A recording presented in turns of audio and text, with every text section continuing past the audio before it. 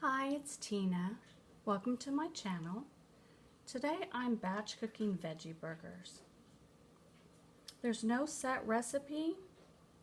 I like to use what I have on hand. I basically clean out the refrigerator, and that's what I use to make my veggie burgers. I really am quite frugal. I like to start with some leftovers. This is some mixed vegetables with some brown rice, quinoa, both red and white. And it's probably enough for a lunch, but it's not enough for a family. So I'll put this in my food processor and just chop it up real good. The reason I don't use a set recipe is because my husband takes these to work every day. So they really need to be different each week.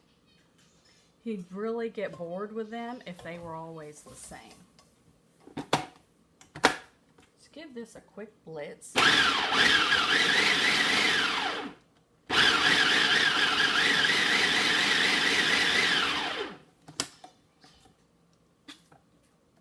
Make sure everything's chopped up really good.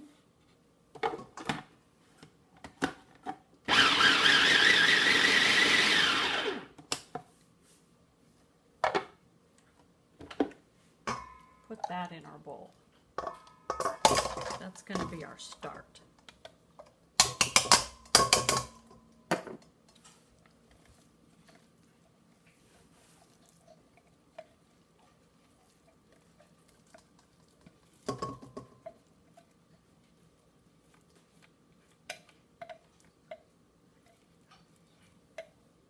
You don't have to use the exact same thing. It doesn't have to be quinoa and vegetables. Just whatever you've got in your refrigerator that you want to get rid of.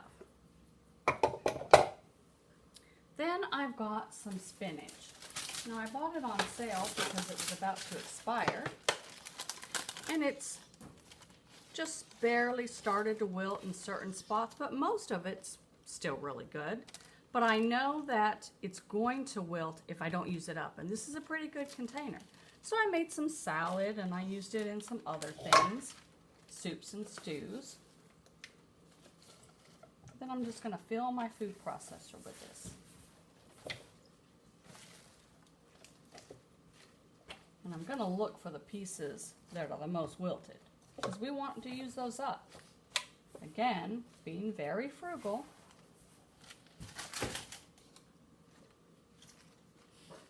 This is a great way to get your extra greens. Then from a previous batch cooking, I've got some beans, rice, all mixed together with some spices, and I think there's even some tomato in there.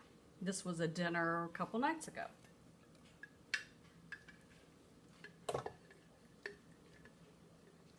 Remember that veggie burgers need some sort of bean.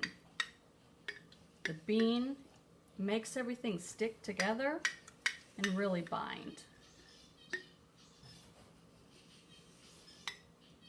Having grains is an added bonus. Also, by using leftovers, you don't have to add quite as much spices to your mix because it's already got spices in it.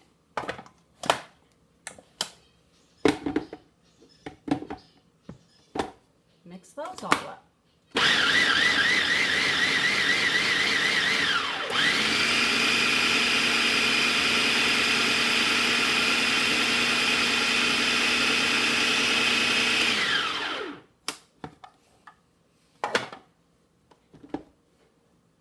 Just like that.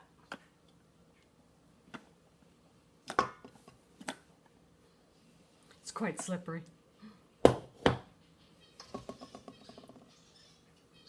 From all the bean juice.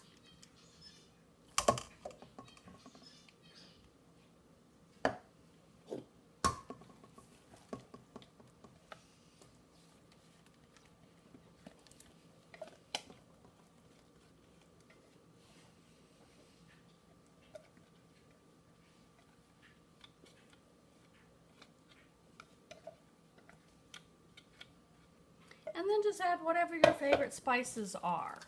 Like I said, you don't have to add a lot because these leftovers already have some spices in there. But you want your burgers to be as flavorful as can be. So I've got some Mrs. Dash, the garlic and herb. Hold on, let me get a towel. I've got smushed beans on my fingers. And I'll add a little bit of that.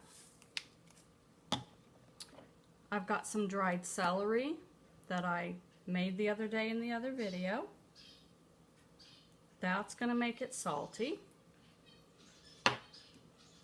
Some Italian seasoning maybe. Really add what you like. What flavors do you like? You could put sriracha, you could put chili powder, you could put red chili flakes, whatever you like. I've got some paprika and some onion powder. If you want garlic, add garlic. If you want chopped onions, add chopped onions. If you have a can of stewed tomatoes, add those.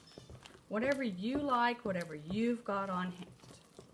I really don't want you to feel like you're restricted to any certain recipe. Look in your refrigerator, in your cupboard. What have you got? Stick it in the food processor and blend it up with some beans. Doesn't matter. Now you can see the consistency. Quite smushy. Very smushy. Now we're going to take about a cup of oats. You can use quick cook, you can use rolled oats, whatever you've got. Stir that up real good. You don't want it to be too dry. If it's too dry, your burgers will be dry and crumbly. And that's not the consistency that we want. We want them to be real moist.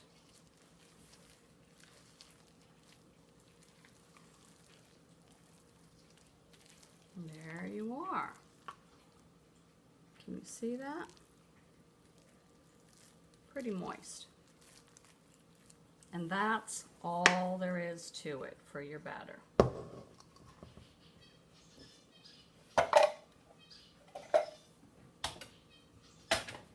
Now to make your patties,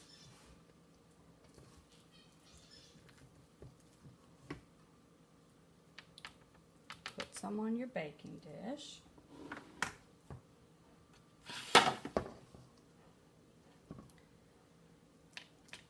Flatten it out. And this is what I want you to remember. Make sure you've got it quite thick, about a ½ inch. And make sure your edges are nice and clean. If they're not even edges, that's the part that will cook unevenly and will dry out. And that, I think, is where people often go wrong with veggie patties. Is they either make them too thin or they don't clean up those edges. And then they end up with dry, crumbly. You can make them as big or as small as you want. Now my husband takes these cold as sandwiches. And like I said, every day he takes one. So they're good cold as a sandwich filler, or you can make them for dinner, pull them out of the oven and serve them warm. You can put them on bread or a bun, or if you're on a program like Chef AJ's Ultimate Weight Loss or Dr. McDougall's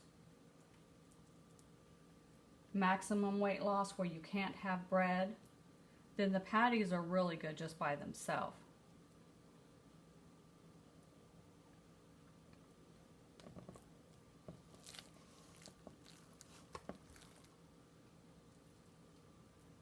Now I'm going to bake these for 20 minutes at 375 degrees.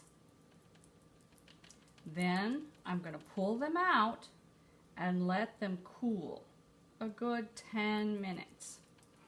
Flip them over and then bake them again 15 minutes.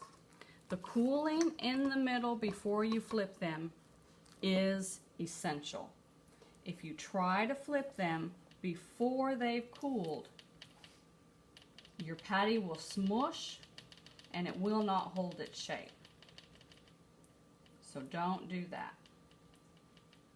Again, I've never seen that cool stage on another recipe. That was trial and error on my part. I had to figure that one out.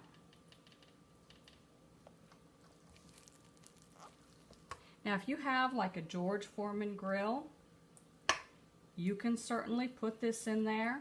Do it about 12 minutes. It will cook both sides at the same time.